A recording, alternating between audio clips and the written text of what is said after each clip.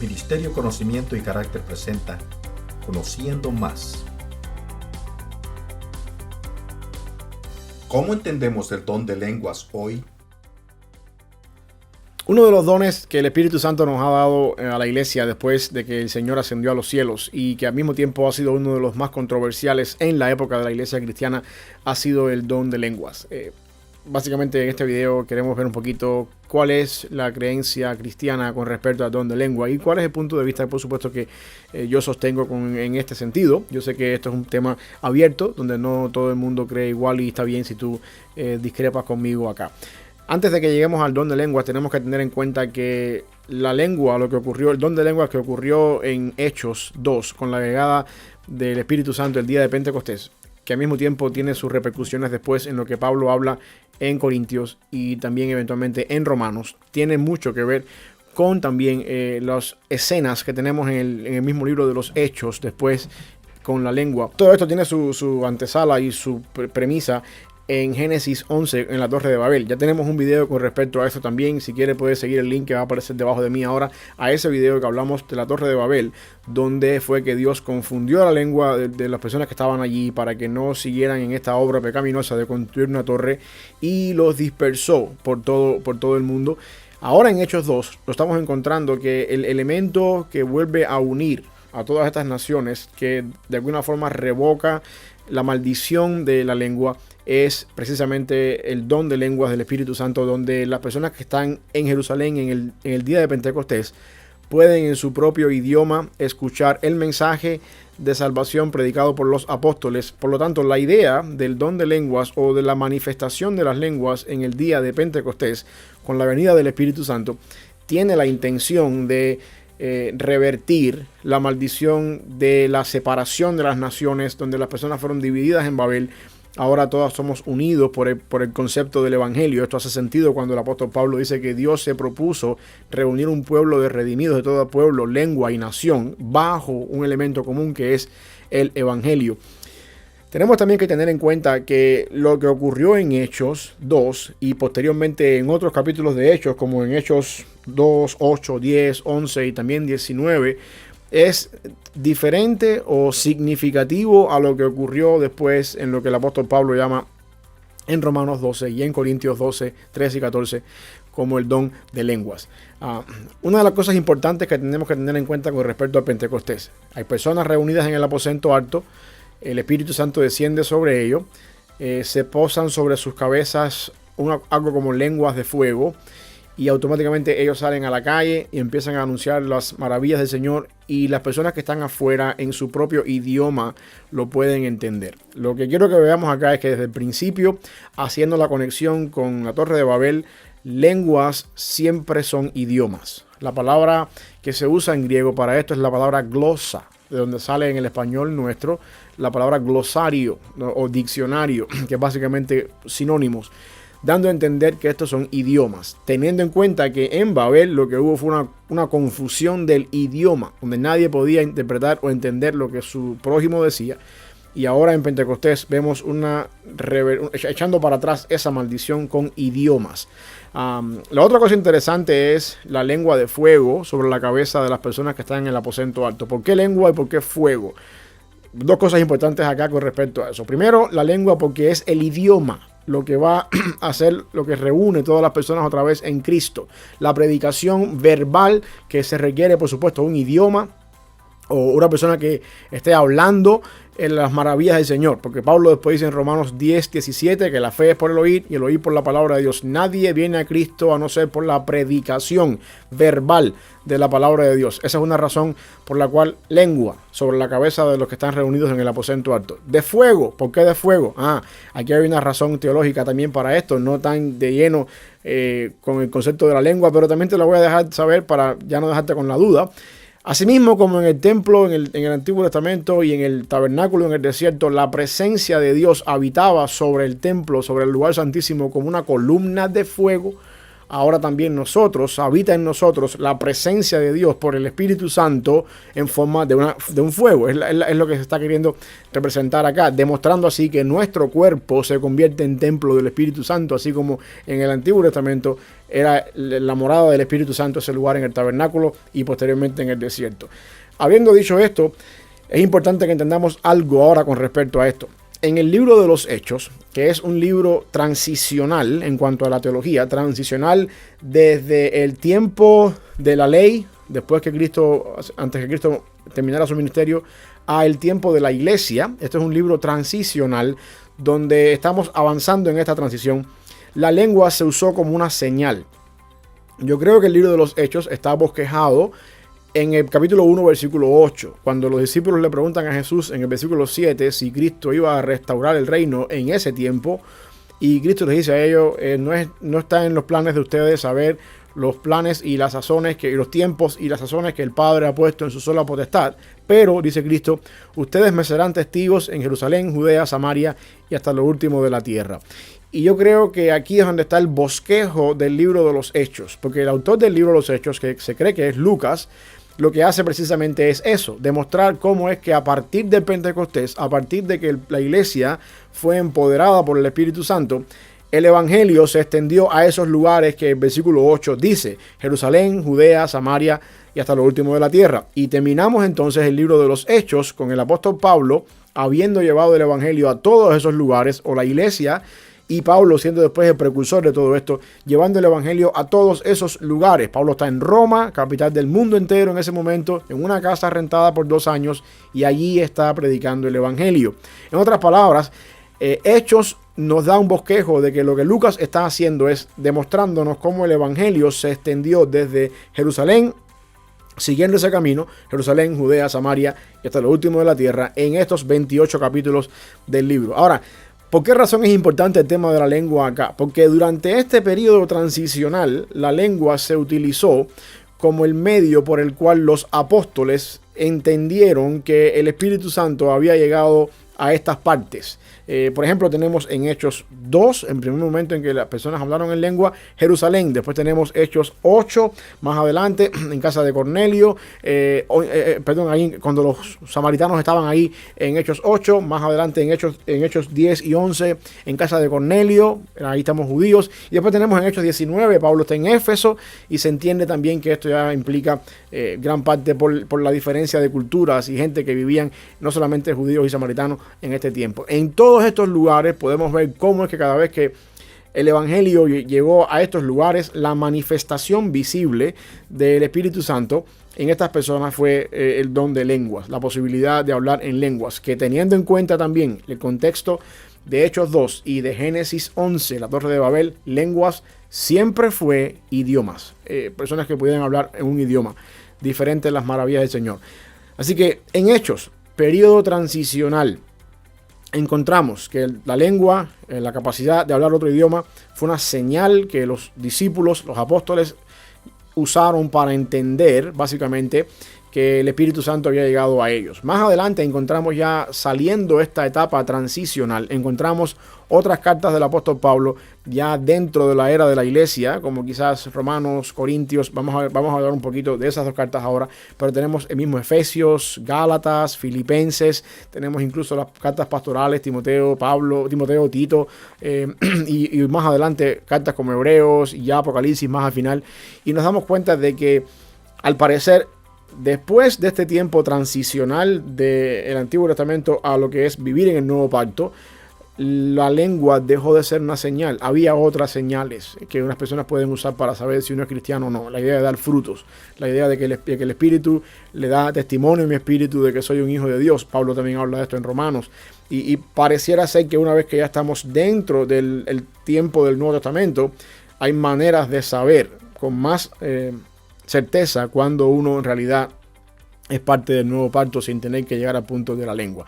Sin embargo, el apóstol Pablo habla en Romanos 12 y en 1 Corintios 10, 11, 12 y 13 y parte del 14 habla un poquito acerca de lo que es de la lengua como un don de lenguas, donde las personas podían hablar otro idioma, donde había cierta forma de acudir a este idioma o de acudir a este don en la iglesia, siempre y cuando hubiera un traductor y cosas así. Estoy hablando de 12, 13 y 14 de Corintios sobre todo, y también de Romanos 12, que son los versículos que más se usan. ¿A qué se refiere Pablo con este don de lenguas?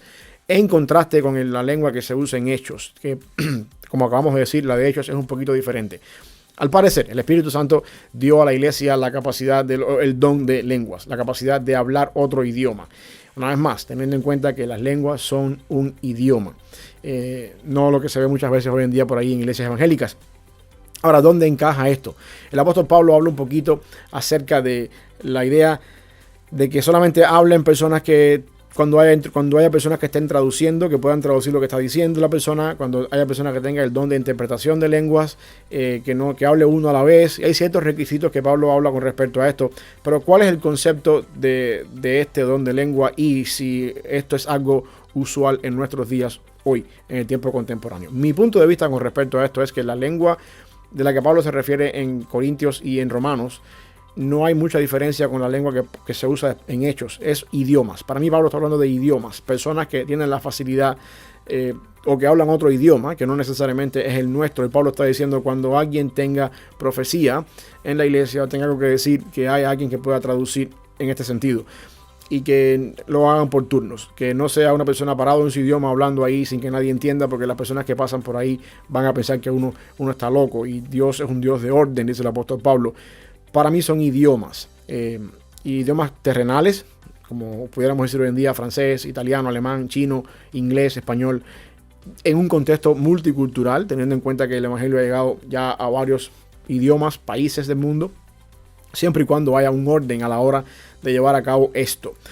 Una de las objeciones que las personas dicen con respecto a esto es, bueno, ¿dónde entra en todo esto? 1 Corintios 13, cuando Pablo dice que si yo hablase lenguas humanas o angélicas. Y muchas personas toman ahí el hecho de que existe un idioma angelical, el cual muchas personas hablan en las iglesias hoy en día, que luce como el término técnico para eso es glosalalia, como una persona que habla así como un don de lenguas angelical, que no entiende que solamente es entre él y Dios. ¿Dónde encaja eso hoy en día? Usando ese pasaje de 1 Corintios que dice 13, que habla de que si yo hablase lenguas humanas o angélicas. El punto donde yo quiero llegar es que Pablo está usando un recurso literario en 1 Corintios 13 para enfatizar la importancia del amor. Porque Pablo dice, si yo hablase lenguas humanas o angélicas, si tuviera todo el conocimiento de tal manera que pudiera conocer todo, o la fe tan grande que pudiera mover los montes, pero no tengo amor, de nada sirve. Pablo está usando un recurso literario, exagerando una cosa, llevando todo a la exageración mayor para enfatizar que lo más importante es el amor. En ese recurso literario yo no creo que existan lenguas angélicas diferentes a las lenguas que nosotros hablamos. De hecho, todas las veces que tenemos en la Biblia un ángel apareciendo en la historia, interviniendo en el espacio-tiempo humano, encontramos ángeles hablando en idiomas que las personas pueden entender. Ahí tenemos a María hablando con Gabriel, tenemos a José, el esposo de María, recibiendo una revelación en sueño. Tenemos también incluso en el Antiguo Testamento nos encontramos a Josué antes de conquistar Jericó, hablando con un varón del ejército del Señor en idiomas que ellos pudieron entender. Y las veces que Dios manifestó su presencia a personas, como en el caso de Isaías 6, que Isaías pudo ver la gloria de Dios en el templo, en los cielos, y dice que pudo entender lo que estaba pasando ahí. Había querubines que decían santo, santo, santo. Entendió perfectamente lo que estaba pasando ahí. ¿A quién iré? ¿Quién irá por nosotros? Y el mismo Isaías respondió, envíame a mí. O sea que él entendía perfectamente el idioma que se hablaba en el cielo. Vemos también a Juan en Patmos escribiendo el Apocalipsis, diciendo en el capítulo 4 lo mismo, que se encuentra con una visión del cielo, el trono y los ángeles y querubines, parecido a lo que decía Isaías, santo, santo, santo. O sea, Juan entendió lo que estaba pasando ahí. Por lo tanto, yo creo que eso de idiomas angelicales, nosotros no tenemos ningún episodio ni ningún lugar en la Biblia donde uno pueda decir que los ángeles hablan otro idioma diferente al nuestro. Y yo sé que hay objeciones de personas que dicen, bueno, pero es que los que tenemos en la historia bíblica son cosas donde Dios intencionalmente envió un ángel a hablar con un ser humano, o Dios abrió la puerta de la dimensión donde Él está de alguna forma para que las personas pudieran ver lo que pasa en los cielos, y por esa razón el idioma tenía que ser entendible. Pero existe una dimensión donde nosotros no podemos saber que Dios y los ángeles hablan en otro idioma? Mi respuesta para ti es, si tú no lo puedes saber, ¿cómo lo puedes afirmar? Lo que tenemos nosotros en los cielos, lo que tenemos acá y de lo que sucede en los cielos y de lo que los ángeles han hecho en los seres humanos son idiomas terrenales entendibles. Por lo tanto, no hay evidencia ni bíblica, ni tampoco hay evidencia a lo largo de toda la vida cristiana para decir que los ángeles y Dios tienen un idioma angelical diferente al nuestro. Si eso es así, entonces Pablo está usando en 1 Corintios 13 un recurso literario para enfatizar que lo más importante por sobre todas las cosas que uno pueda tener es el amor, y que si tú no ejerces los dones que Dios te da, incluso el idioma, la facilidad para los idiomas que uno pueda tener con amor, eres como un metal que resuena, como un címbalo que retiñe. Por lo tanto, a manera de un poquito de resumen, el don de lenguas, creo yo, es idiomas, personas que tienen la facilidad dada por Dios para hablar e interpretar idiomas terrenales, francés, chino, alemán, inglés, español, con el propósito de anunciar a otras culturas las maravillas del Señor, tal y como sucedió en el tiempo de los Hechos, donde las personas salían para la calle. Aquellos que estaban en el aposento de altos reunidos, aquellos que estaban reunidos, salieron para la calle y hablaron las maravillas del Señor en el idioma que ellos pudieron entender. Aquello fue un milagro. Obviamente nosotros hoy tenemos ese don en facilidades de personas que pueden también hacerlo y hablarlo de alguna manera con facilidad. Lo otro importante con respecto a eso, primero, idiomas, en primer lugar. Segundo, para a través de la diferencia de idiomas, usar el mensaje del evangelio como el elemento común que une a un pueblo de redimidos de todo pueblo, lengua y nación, y que independientemente de nuestras diferencias culturales, de idioma o de las cosas que nos hacen distintos desde el punto de vista humano, somos uno en el Señor y hablamos el mismo lenguaje, el lenguaje del evangelio, donde todos nos llamamos hermanos, independientemente del país que seamos, el color de la piel que tengamos.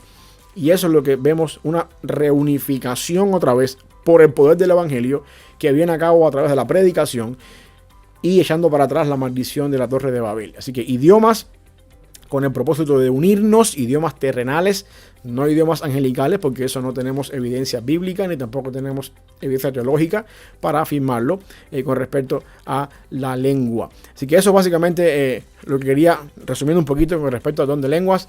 Nada que ver con lo que sucede en muchos lugares hoy en día donde se dice que se habla lengua, pero en realidad justifican detrás del término lenguaje angelical lo que sucede ahí. No hay evidencia para eso, y la lengua son idiomas, así como tenemos la facilidad de hablar otros idiomas. Pablo también habla a Timoteo el concepto de que uno tiene que avivar el don que está en uno, como entendiendo de que el don que Dios nos da es algo que uno trabaja en eso, algo que uno ejercita en eso. Asimismo, también como uno tiene el don de la enseñanza, el don de la predicación o el don de servicio o cualquier don que Dios nos da que son más evidentes, uno los pone en práctica, uno los capacita, uno los mejora, uno hace lo posible porque esos dones se perfeccionen. Lo mismo sucede también con el don de lenguas, teniendo en cuenta que el don de lenguas es un idioma que uno estudia, aprende, que Dios te da cierta facilidad para eso y te da la oportunidad de que tú puedas ponerlo en práctica, ejercitarlo. Y quizás ese pasaje de Pablo a Timoteo exhortándole a que avive el don del Espíritu que está en él, podemos también usarlo con la intención de que el don de lengua es algo que tiene que avivarse, algo que tiene que ejercitarse y no es algo que sale espontáneo, así como podemos ver en otras partes o en otros lugares o en otros contextos evangélicos. Así que, resumiendo un poquito más para terminar, don de lenguas, idiomas terrenales, con el propósito de reunificar en Cristo un pueblo de redimidos de todo pueblo, lengua y nación, que son idiomas terrenales y que al mismo tiempo Dios lo da a ciertas personas con el propósito de que ellos lo usen. En ese sentido, el don de lengua todavía existe hoy, cuando son idiomas que se llevan a cabo en ese contexto. Idiomas y lenguas angélicas no tenemos para eso ni evidencia bíblica ni tampoco evidencia teológica para probar y afirmar que hoy por hoy existen lenguas angélicas.